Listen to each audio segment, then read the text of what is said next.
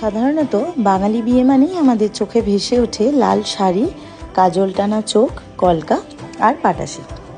আমার মিষ্টি ব্রাইড মৌমিতা আমাকে বুক করার সময় বলেছিল, দিদি আমাকে তোমার মনের মতো করে সাজিয়ে দিও, যেন আমাকে দেখতে ভালো লাগে।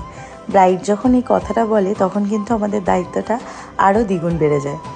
আমিও চেষ্টা করেছিলাম মনের মতো করে সাজানোর। তোমরা জানিও কেমন লেগেছে আমার এই মিষ্টি মতো ব্রাইডকে। আর ব্রাইডের কাছ থেকেই শুনবো যে তার কেমন লেগেছে তার এই ওয়েডিং লুকটা। দীপানিতাদির কাছে সে যেমন ভীষণ ভালো লেগেছে, ভীষণ স্যাটিসফাইড। যদি তোমরা তোমাদের স্পেশাল ডেতে বুক করতে চাও দীপানিতাদিকে অবশ্যই কন্ট্যাক্ট করো। মানে তোমাকে তোমার একটা ড্রিম ডেতে তোমাকে খুব সুন্দর করে সাজিয়ে দেবে। না, আমি তো ভীষণ স্যাটিসফাইড।